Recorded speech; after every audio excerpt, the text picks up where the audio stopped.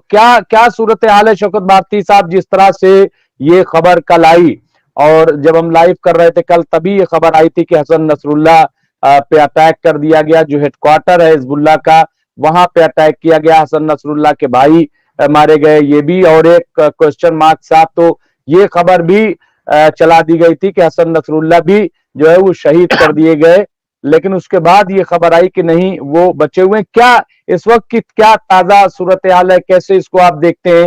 हालांकि खबर ये आ गई कि वो महफूज है, लेकिन आपसे हम जानना चाहते हैं क्या सूरत हाल है इस वक्त? देखिए, जो जिन बिल्डिंग्स के ऊपर अटैक किया गया है उसमें जी बंकर बस्टर बॉम्ब्स का इस्तेमाल किया गया है, और बंकर बस्टर बॉम्ब्स जो हैं वो बहुत ही खतरनाक होते हैं। तो वो 200 फीट अंदर जाने के बाद भी किसी भी दीवार को फाड़ देते हैं, और ये प्रोहिबिटेड बम है, इसको मना किया गया है इस्तेमाल करने के लिए।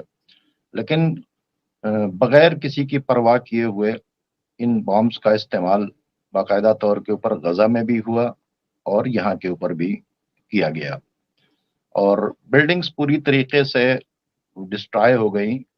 और उसमें अभी तक का जो कंफर्मेशन है लेबनान की तरफ से या प्रेस टीवी की तरफ से, ईरान, चूंकि ईरान से जुड़ा हुआ सारा मामला है, हसन नसरुल्लाह हो, हौती हो, हजदुशाबी हो, या जितनी भी जो इस्लामिक रेजिस्टेंस फोर्स है, हमास हो, ये सब का कनेक्शन जो है वो ईरान से है।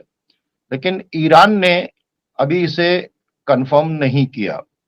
लेकिन हाँ, एक बात जो वहां पर आ रही है कि सुप्रीम लीडर ऑफ ईरान की एक मीटिंग हुई, और उस मीटिंग के अंदर ये बात जो आई निकल के कि अगर कुछ हो भी जाता है तो उसके बावजूद ऐसा नहीं है कि ये मोमेंट रुक जाएगा।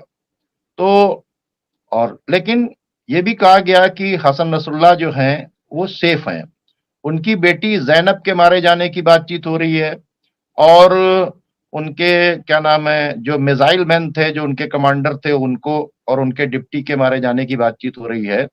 और क्योंकि रात भर बम्बार्डमेंट हुआ है और अभी भी चल रहा है, ऐसा नहीं है कि वार रुक गई है, तो लगातार इस वक्त लड़ाई चल रही है, इधर से भी उधर से भी। और जैसा कि इस अटैक के बाद जो हेडक्वार्टर के ऊपर अटैक हुआ, उसके फौरन बाद जो है 23 मिसाइल जो है वो यमन ने अमेरिकन डिस्ट्रॉयर के ऊपर मारा, और उसके बाद से अगर आप देखें तो हिजबुल्लाह ने बहुत से फायर किए हैं। और हालत ये है कि इस वक्त जो है मशरिक में जो तेल अवीव है वहां के ऊपर बहुत जबरदस्त क्या नाम है मिसाइल्स गिर रहे हैं, रॉकेट्स गिर रहे हैं, मतलब जंग जो है वो रुकने का नाम नहीं ले रही। ये अटैक जो है वो बाकायदा तौर से करवाया गया अमेरिका के अंदर बैठकर। वहां क्या नाम है ये इजराइल के डिफेंस मिनिस्टर और क्या नाम है बेंजामिन नेतन्याहू दोनों थे, और उन्होंने इस अटैक का ऑर्डर दिया, और जबरदस्त अटैक है। उन्होंने ट्वीट भी कर दिया अब कि क्या नाम है वो हसन नसरुल्लाह मारे गए। लेकिन ये सारी जो न्यूज है, इस सब का सोर्स जो है वो आईडीएफ है, दूसरा कोई इंडिपेंडेंट सोर्स नहीं है।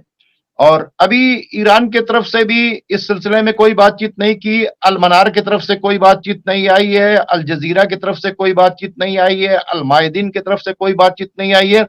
जो यहां से न्यूज निकल के आ रही है ईरान की तरफ से कि वो सेफ है, वो सेफ है, वो सेफ है। तो अभी भाई अपने पास जो सोर्स है वो उन्हीं सोर्स के ग्राउंड के ऊपर हम बातचीत कर सकते हैं, अपनी तरफ से तो कोई बात नहीं कर सकते। तो ये इस वक्त इजराइल की तरफ से तो कंफर्म हो गया, उसने ट्वीट भी कर दिया है, रात की न्यूज को अभी आधे घंटे पहले ट्वीट भी कर दिया है, और जितने लोग हैं उसी न्यूज को आगे बढ़ा रहे हैं। लेकिन ये न्यूज मैंने कहा कि जैसा कि बताया कि ना अल जजीरा ने इसे कंफर्म किया है, ना अल मायदीन ने कंफर्म किया जो लेबनान का ही है, ना नहीं अल शौकत मनार ने भारती साहब, कंफर्म किया। जी शौकत भारती साहब, इसी तरीके से आपको याद होगा तो जो हमास के इस वक्त के कमांडर हैं यहिया सिनवार, उनके सिलसिले में भी आईडीएफ ने ऐसे ही दावा किया था और यही कहा था कि हमने पूरी बिल्डिंग उड़ा दी और वहां पर यहिया सिनवार मौजूद थे और हमने उनको मार दिया। क्या याद है आपको कि इस तरीके के तो जी कहीं जी जी। वही ये साइकोलॉजिकल वार तो नहीं है एक प्रेशर बनाने के लिए? देखिए, वार तो साइकोलॉजिकल भी है, और उन्होंने जो अटैक किया था वो भी ऐसा किया था कि वहां के ऊपर जाहिर सी बातचीत है, पूरी पूरी बिल्डिंग उड़ गई। और उसके बाद ऐसा नहीं कि उस अटैक के बाद उन्होंने अटैक करना बंद कर दिया। मैं बता रहा हूं कि रेगुलर अटैक्स हो रहे हैं। तो जो लेबनान की पोजीशन है वो बहुत ज्यादा खराब है। जिस वक्त बॉम्ब गिर रहे हो उस वक्त वहां के ऊपर मीडिया पर्सन कोई वहां के ऊपर नहीं जा सकता, वो रेस्ट्रिक्टेड एरिया है। और जाहिर सी बातचीत है कि जब तक वहां पर क्या नाम है मीडिया नहीं पहुंचेगा और कोई न्यूट्रल मीडिया नहीं आता है, वहां पर तो बैन नहीं है क्या नाम है, जिस तरह से इजराइल के अंदर इमरजेंसी लगी हुई है कि कोई भी मीडिया जो है वो वहां के ऊपर कुछ नहीं दिखा सकता। इवन इजराइल का जो मीडिया है उसको भी अगर कोई न्यूज देनी होती है तो जब तक गवर्नमेंट परमिशन नहीं देती तब तक वो न्यूज नहीं देते। तो ये तो क्या नाम है यहाँ का मामला है। लेकिन लेबनान में कुछ ऐसा नहीं है। लेकिन हालात ऐसे हैं कि वहां के ऊपर मुसलसल एयर स्ट्राइक्स चल रहे हैं, बहुत डेंजरस हैं। जैसे इसराइल के ऊपर इतने स्ट्राइक किए हैं अभी हिजबुल्लाह ने कि वहां के ऊपर 100 जो शहर हैं उनके, वो 100 सेटलमेंट्स जो हैं वहां के ऊपर, उसके अंदर बाकायदा तौर के ऊपर इमरजेंसी लगी हुई है और हर जगह रेड अलर्ट जारी है। तेल अवीव के ऊपर मिसाइल जो हैं वो गिर रहे हैं बाकायदा तौर के ऊपर। इनका जो 45 किलोमीटर दूर के ऊपर जो इनका क्या नाम है हेडक्वार्टर बना हुआ है, क्या नाम एयरफील्ड जो इनकी बनी है, उसको उसके ऊपर भी अटैक चल रहे हैं। इस वक्त जो है लड़ाई रुकी नहीं है, यानी इस अटैक के बाद से कंटिन्यू लड़ाई चल रही है दोनों तरफ से।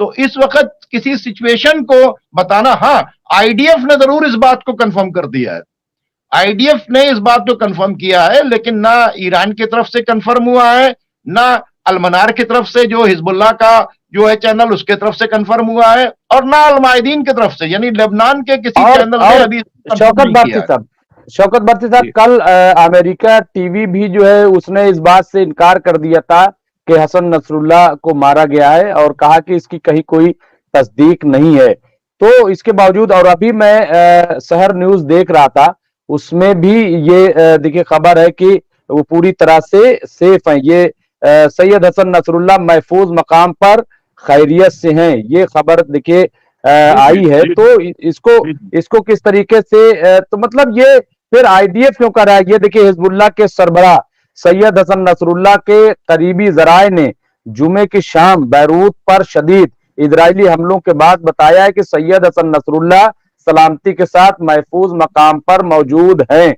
ये खबर है। और ये अभी जी जी 1 घंटे पहले इन्होंने ट्वीट किया है, किसने, 1 घंटे पहले इजराइल की तरफ से आईडीएफ का ट्वीट आया है, ठीक है, जी उसमें इन्होंने जी और एएफपी ने भी रात में भी कंफर्म नहीं किया था। मैं जो बात बता रहा हूं बिल्कुल आपको करंट जी बता जी रहा हूं, ठीक है। जी जी 1 घंटे जी पहले इन्होंने ट्वीट किया है, ठीक है। हम्म, और इन्होंने उसको वो बताया कि कंफर्म हो गया। और उसके वजह से बहुत ज्यादा, मैं अभी आपसे बातचीत कर रहा था तो बहुत से चैनल्स के फोन मेरे पास लगातार आ रहे थे। एक को तो मैंने काट के उनको मैंने भी इमरजेंसी में फोन दिया 5 मिनट का, और उसको मैंने बंद किया चूंकि मैं आपके साथ बैठने वाला था। तो कहने का मेरा मकसद ये है कि इस वक्त हमको न्यूट्रल सोर्सेस से ये बातचीत नहीं है। ईरान का सोर्स जो बता रहा है वो ये बता रहा है कि वो अलाइव हैं, वो सेफ हैं। इजराइल का सोर्स जो बता रहा है वो कह रहा है कि अब नो मोर, वो नहीं है, ठीक है। न्यूट्रल सोर्स आपको तभी मिल पाएगा कि जब जंग की कुछ शिद्दत कम हो। जंग इस वक्त बहुत पीक पर है, इतनी ज्यादा पीक पर जंग अभी इतने दिनों से हुई ही नहीं।